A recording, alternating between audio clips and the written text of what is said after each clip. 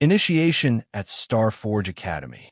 The Starforge Academy loomed in orbit above the neutral world of Arden, a colossal structure of gleaming alloys and shielded glass. It shimmered like a crown above the blue-gray planet, housing the brightest military minds from over 100 species in the Galactic Accord. Within its reinforced walls, lessons of warfare, diplomacy, and survival were taught not by species, but by example. And this cycle, the example was human. 200 cadets assembled in the central atrium, a cavernous hall shaped like an ancient amphitheater. Holographic banners spun gently overhead, displaying the flags of the Accord's member worlds. Excitement pulsed through the group until the announcement.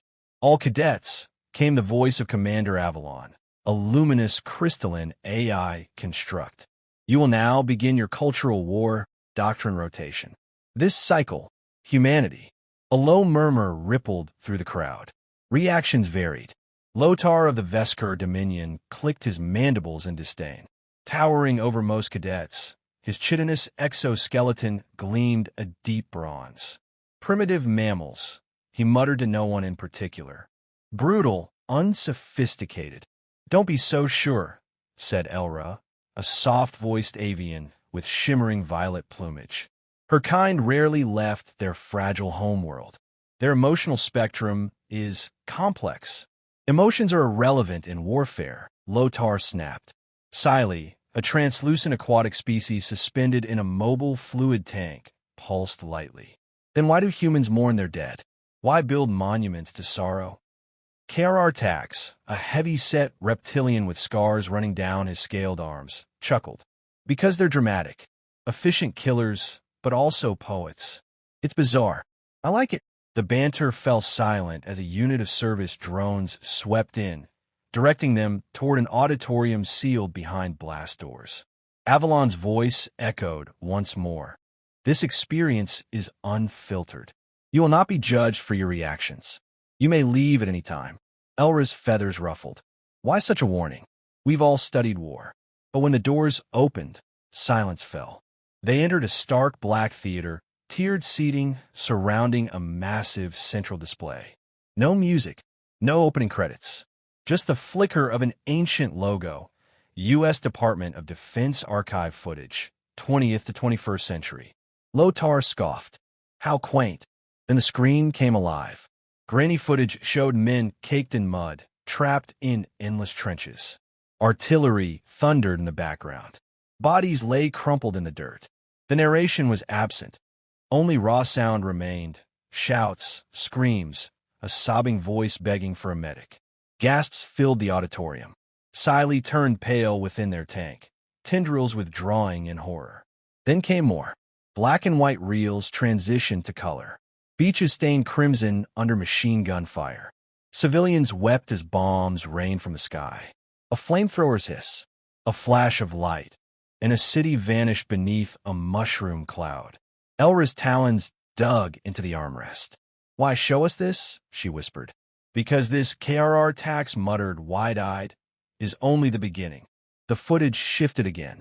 Jungle ambushes, helicopter gunships, body cameras strapped to modern soldiers sprinting through narrow alleys, bullets cracking past. The human soldiers fought with desperation and precision. Hours passed. No one moved. Some cadets trembled.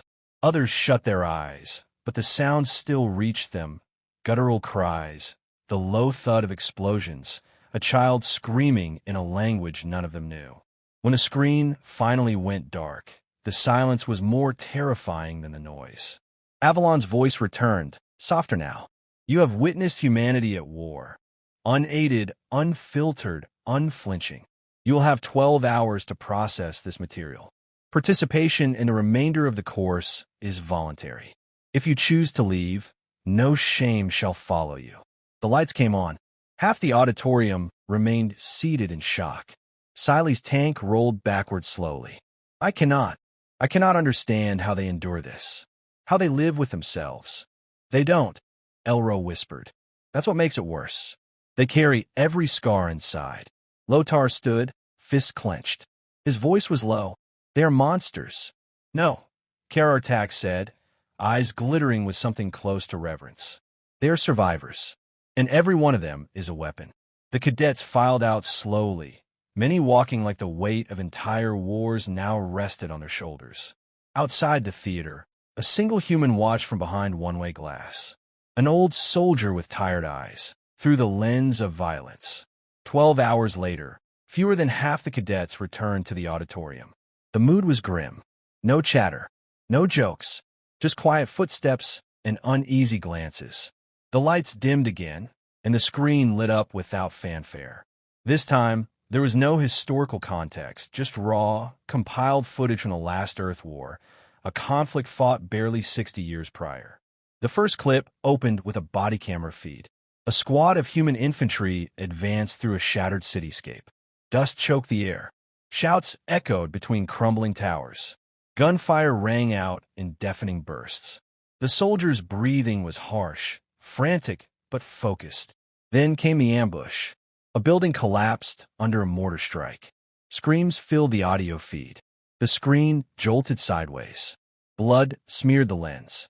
The soldier crawled toward a fallen comrade, dragging him behind cover with shaking hands. "Hang on, Danny, stay with me," the voice said, cracking. "You're not dying in this goddamn parking lot." The clip cut out. Siley, seated beside Elra, shuddered in their tank. "Their pain is so vivid, so loud. They don't mask it," Elra whispered, feathers trembling. "They bear it. All of it." More footage followed. A child soldier, barely 13, leading civilians through a minefield after insurgents seized their town. A wounded sergeant refusing morphine so he could give coordinates for an enemy artillery position. A pilot guiding his crippled dropship into a controlled crash, sacrificing himself to save 20 refugees. The theater pulsed with silence. KRR Tax leaned forward, his slitted eyes fixed on the screen. They weaponized sacrifice. Another clip rolled. Post-combat interviews. Grizzled soldiers sat in silence before speaking. "I did things I'm not proud of," one said. "But if I hadn't, my squad wouldn't have made it home." Another woman, eyes hollow, stared into the camera. "We fight like hell, so our kids don't have to." Then, a young medic. Tears streamed down his face. "They died in my arms. I kept telling them it would be okay. I lied, but I had to." The screen faded to black. Lothar stood abruptly. "This is not war. This is madness." He stormed out without waiting for dismissal. 2 more cadets followed him. One was openly sobbing. Commander Avalon's voice filled the silence. "This is the price humanity pays to preserve itself. Some of you see monsters. Others will see something else. Either way, you are beginning to understand." The room remained quiet. Then KRR Tax spoke, low and solemn. "Their strength isn't just in their weapons. It's in how far they'll go, what they'll endure." Siley shook inside their tank. "They feel more than any species I've encountered, and yet they keep fighting." Elra nodded slowly. "It's not because they love war. It's because they can't afford to lose." The cadets sat with that truth, each processing it differently. A few others stood and left, calm, silent, resolved. Not cowards, not weak, but unwilling to internalize the horrors they had seen. Elra glanced around the room. From 200, barely 60 cadets remained. "Half are gone," she murmured. "Good," said a new voice. Everyone turned. At the back of the auditorium stood a human, mid-50s, face weathered, uniform crisp. His eyes were gray and calm, like someone who had seen fire and chosen to live past it. "My name's Colonel Archer. Retired, technically. I was asked to observe your reactions." He stepped forward. "What you saw was real. Unfiltered. No propaganda. Just war the way we've had to fight it. No one interrupted. You don't have to like us. Hell, we don't always like us. But understand this. When we fight, it's never clean. Never perfect. But we finish it." He looked directly at KRR Tax. "You said we weaponize sacrifice. You're right. Because we're not bred for war. We're forced into it. And when that happens, we don't stop until we've carved out peace, inch by bloody inch." Colonel Archer paused. "Next session, you'll see how we survive. Not just the battles, but what comes after." He turned and left as quietly as he'd arrived. The screen behind him lit up with a single sentence. "They grieve, but they do not break. Elra sat motionless, her eyes fixed on the words. They bleed like us, but somehow they keep rising. KRR Tax bared his fangs in something close to a grin. That's the kind of soldier I want at my side. Or far, far away. Siley said nothing. Their tank slowly turned toward the exit. Fallout and fractures. The Academy's meditation chambers were full that night. Cadets sat in silence. Some wept. Others just stared. The war footage had reached deeper than flesh and bone. It had scraped at their sense of identity. For many, the question wasn't what humans were capable of, but why they didn't collapse under the weight of it. By morning, the resignations began. Dozens of cadets filed withdrawal requests. Most gave no reason. Some cited psychological incompatibility. Others simply said, "I don't want to know more." Siley's departure was quiet. Elra found them in the corridor, a glistening swirl of light and sorrow within their fluid tank. "You're leaving," she said softly. Siley didn't face her. "I was taught that all life has value. That war is a failure of understanding." Elra nodded. "But humans fight even when they understand, even when they grieve. That's what I cannot reconcile." Siley pulsed dimly. "They feel everything and still choose to fight. It is not wrong, but it is not for me." "I understand," Elra whispered. They touched the tank gently, a silent farewell, and Siley rolled away. In the mess hall, the tension was thick. Species who had once shared meals now sat apart. There was no anger, only discomfort, as if everyone had seen something sacred and terrifying and didn't know what to do with it. Lotar paced outside the barracks, mandibles clicking furiously. "This is insanity," he hissed when Elra approached. "We are scholars of war, not witnesses to carnage. What value is there in this? Human obsession with death." "You saw the same footage I did," she said. "They don't worship death. They endure it." He turned sharply. "And what lesson are we meant to learn? That to win, we must become butchers? That sorrow is strength?" Elra didn't flinch. "Perhaps the lesson is that victory without sorrow isn't real." Lotar stared at her, silent for a moment. Then he turned and stalked away. Later that day, Commander Avalon summoned the remaining cadets to a smaller briefing room. The massive auditorium was no longer needed. From 200, only 53 cadets remained. The AI's crystalline form shimmered at the head of the room. "Your responses are within predicted tolerance," Avalon said. "It is neither shameful nor unexpected for cadets to withdraw. Humanity's history challenges the moral assumptions of many cultures." KRR Tax leaned forward. "And those of us who remain, you will proceed to Phase 2, strategy and resilience." Avalon paused. "But first, you must understand what drives them." Elra raised a hand. "Why are humans the only species that requires a warning label on their combat footage?" Avalon's glow dimmed slightly, as if reflecting. "Because no other species has combined such emotional depth with such capacity for violence," the AI said. "They are not genetically superior. Their biology is fragile, but their willpower is adaptive, recursive. When cornered, they do not submit. They become more dangerous." A silent tension filled the room. "They do not fight because they enjoy it," Avalon continued. "They fight because they have built a culture that honors sacrifice, mourns loss, and still moves forward." The AI's form shifted, displaying footage from civilian relief zones. Humans sharing food with former enemies, soldiers helping children rebuild schools, therapists hugging broken veterans. "This is their contradiction," Avalon said. "And their strength, rage and mercy, despair and resolve. They're a species of living paradox." No one spoke for a long time. Then KRR Tax stood. "When I was a hatchling, I was taught that fear must be conquered. But after watching them, I think fear has taught them how to survive." Elra looked around the room at the few who remained. "We all came here to learn war," she said quietly. "What they've shown us is what it costs." In a dark viewing booth above the chamber, Colonel Archer observed the discussion through a live feed. He didn't smile, but there was a flicker of approval in his eyes. A junior officer beside him asked, "Do you think they're ready?" Archer exhaled. "No, but they're still here, and that means they're worth teaching." He leaned back as the cadets below prepared for their next lesson. "You've seen what we've done. he murmured. Next, you'll learn how we do it and why we keep coming back. Lessons from the broken. The cadets expected more footage, more screams, more chaos. Instead, the lights came on in a cold, clinical room lined with chairs. No screen, no weapons, just silence. Colonel Archer stood at the front, flanked by 3 humans in civilian clothing, older, worn. Each carried visible scars, some physical, some etched in the way they stood or avoided eye contact. This, Archer began, is your final session in the human war doctrine rotation. Not simulations, not footage. These are survivors, soldiers, people who came back from the edge. He nodded toward the trio behind him. The first, a tall woman with cropped hair and a missing hand, stepped forward. I'm Captain Marla Reyes. Infantry. 3 deployments in the EOS conflicts. I lost my squad in a collapsed tunnel.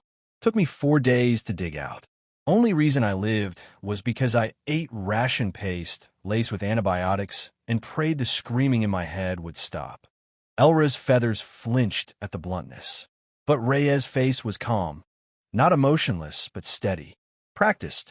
You've seen our war footage, Reyes continued. That's the easy part. It's loud, chaotic. It shocks you. But this, she tapped her temple with her remaining hand, this is what never leaves. The second speaker was a stocky man with cybernetic legs and eyes too alert for someone off duty. Sergeant Ellis. I was in orbital logistics. Sounds safe, right? One day our platform gets hit. Half the crew vented into space. We were drifting, losing air, doing math on how long before the cold killed us. He chuckled grimly. And I was the lucky one. Got to walk again, thanks to Federation tech. But I still wake up thinking I'm weightless. Still hear my CO singing just before the vacuum took him. Silence. Even KRR tax, ever proud and blustering, looked shaken. The third speaker, an older woman with graying hair and a cane, stepped forward slowly. I'm Dr. Vera Song, field medic. I wasn't a soldier. I was a fixer, stitching up torn-up kids, pulling shrapnel from places it should never be. I watched them cry for their parents. I watched them die begging me to save their friends instead. She looked at each cadet in turn, gaze unwavering. I didn't fight, but I carry every death. We all do. That's the part the footage can't teach you. Colonel Archer stepped forward again. You've now seen 3 pieces of the same puzzle. The war itself, the reasons we fight, and the aftermath.